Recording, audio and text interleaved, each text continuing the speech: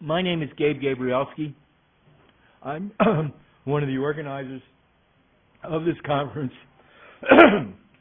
I'm new to Los Angeles.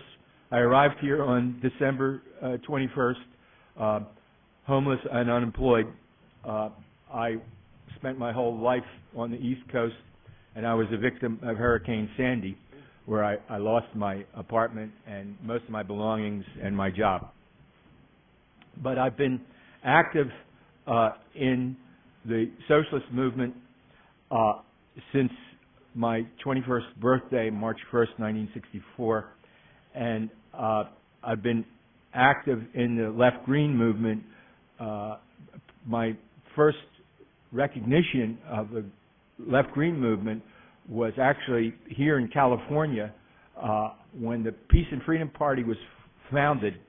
It was the very first political party anywhere in the world to have an ecological plank in its platform in 1968. I'll talk more about the subsequent history of the left greens, but probably the modern green movement is generally dated from the publication of Rachel Carson's book, The Silent Spring, in 1968. And out of that grew what became the modern green movement. Earlier than that, probably the first inklings of a green movement are probably in the early 19th century among the transcendentalists and the utopian socialists. So there's really a left-green tradition going back before Marx, all the way to the early 19th century. And in terms of established green politics, John Muir is largely considered the founder of modern green politics when he founded the Sierra Club in 1892. Then, of course, the progressive era led to a lot of consciousness about conservation, especially with the administration of Theodore Roosevelt. And later, during the New Deal, the administration of Franklin Roosevelt, most people know about the Civilian Conservation Corps and the contribution that it made in terms of having youth reforest and look at the environment. And then over the 1960s, there were growing demonstrations around the environment, which ultimately culminated in the first Earth Day in 1970. From its very beginnings, the green movement was an international movement, and there were also sort of vital internal debates about how to be green. I think one of the most basic debates, which we're hearing here today, in fact, is the solution around one's personal behavior, in terms of do we drive a car, or do we take public transportation, or we ride a bike, or is it around policy changes? I mean, obviously, I think most people would agree that both are necessary, but even when you say both are necessary, where's the emphasis? Is it on personal choice or on political strategy? Another debate that emerged early on was the debate between the deep ecologists who basically look to the sanctity of all life, even viruses that were a threat to human life, as opposed to the social ecologists. Probably the leading theoretician of social ecology was Mary Bookchin, and I urge you to just go to the library or go to go to Amazon and look for any of his books, which are very provocative and easy to read. Right. And this is a problem with electoral politics, right? Now, I promise if I get elected to Congress, I'm not going to do that. But the reality is that when you bring them in, you bring people in an elected office, they're oftentimes put in a position where they have to make some really distasteful decisions, right? So there was Afghanistan in 2001. The Green Party gained a significant following in Germany, yet they have members in the government that are either trying to justify or talk around these awful military endeavors that were being carried out. And this is the problem when you take that electoral strategy, is that you can be called upon to be part of that brutal hypocrisy of the ruling elites, right? Participation implies consent. And it's very important to keep that in mind, right? On the other hand, the German Green Party throughout Europe has become quite significant in the German Federal Union and also within the European Parliament. They have more members than ever, right, as a percentage.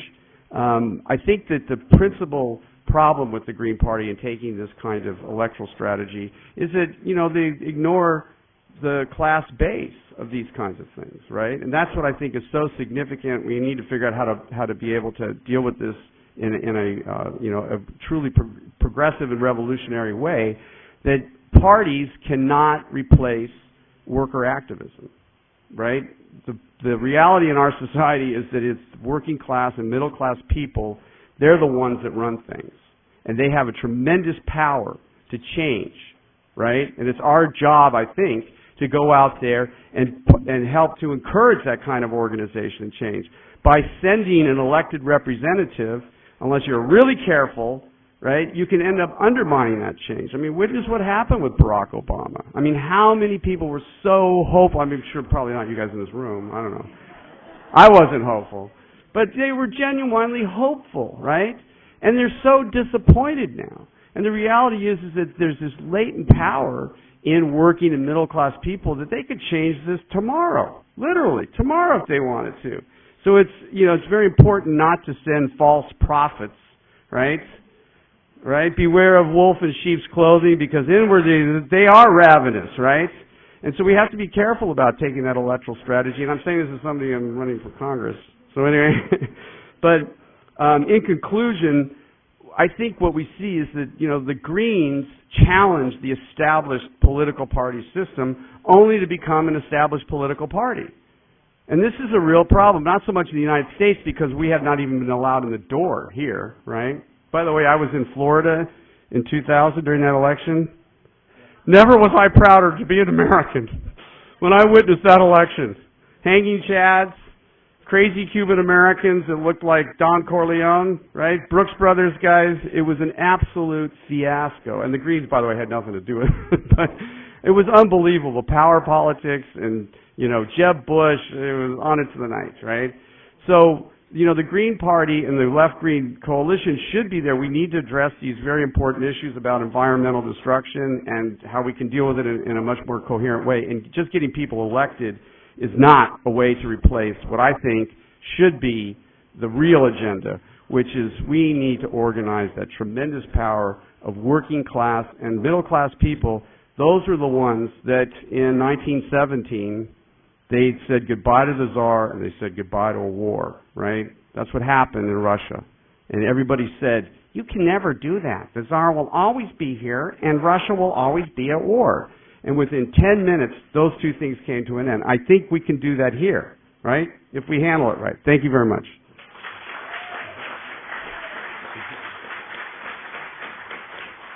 Our second featured speaker will be Scott Tucker, who is the author of the book, The Queer Question, Essays on Desire and Democracy, and an advocate of a dialogue between class-conscious environmentalists and ecologically minded socialists.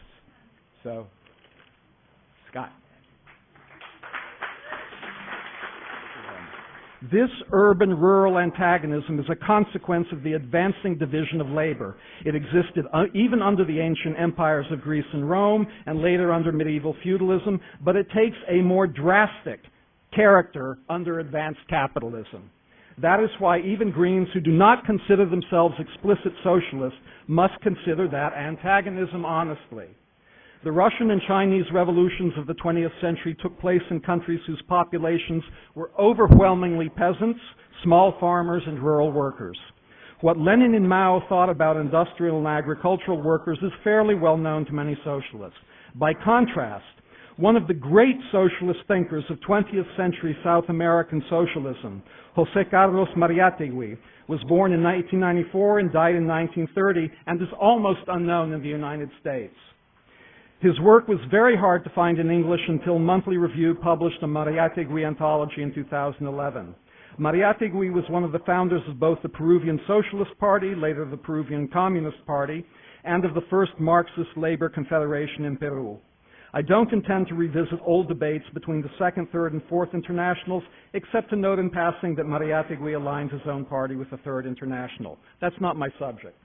In some respects, the latifundia system of the class-divided South American republics resembled the plantation system of the southern states in this country before the Civil War. One difference is that formal legal slavery was abolished earlier in those republics, though the feudal system allowed landowning imposed heavy burdens on indigenous peoples and workers. In 1824, Simón Bolívar issued the Decree of Trujillo to protect the rights of Peruvian Indians and to reform the system of agrarian property. But the privileges of the Peruvian oligarchy remained intact, and the indigenous peoples were still subject to exploitation. This chasm between official law and actual class power remained when Mariátegui wrote and published his 7 interpretive essays on Peruvian reality, published in 1928. No es mi ideal el Perú colonial ni el Perú incaico, he wrote, sino un Perú integral. My ideal is neither colonial Peru nor Incan Peru, but integral Peru.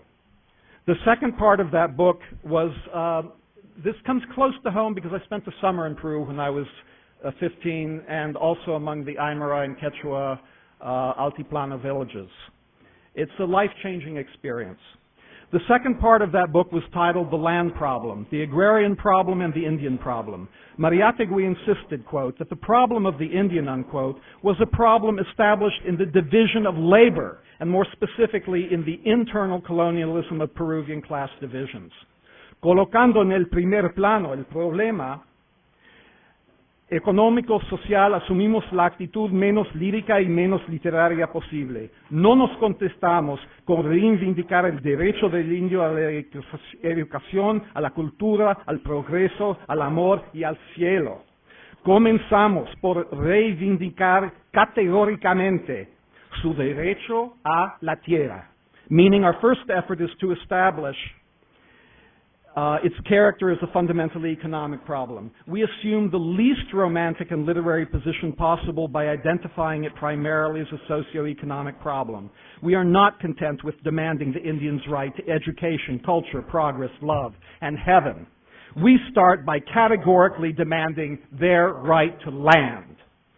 For the Green Left, in the most generous sense, beyond any strictly partisan lines, the division of city and country has taken a rapidly menacing aspect in the 21st century. I'm going to have to edit, but that's fine. The strip mining of nature and the carbon loading of the atmosphere is unprecedented in human history. The things I would like to say about Russia and China may be in the Q&A. How do we fight back in this country when less than 12% of workers are organized in labor unions? How do we gain significant social democratic reforms when Congress has become the front office of the ruling class? Only by class-conscious struggle, so that each reform we gain is also defended against inevitable ruling class reaction and assault.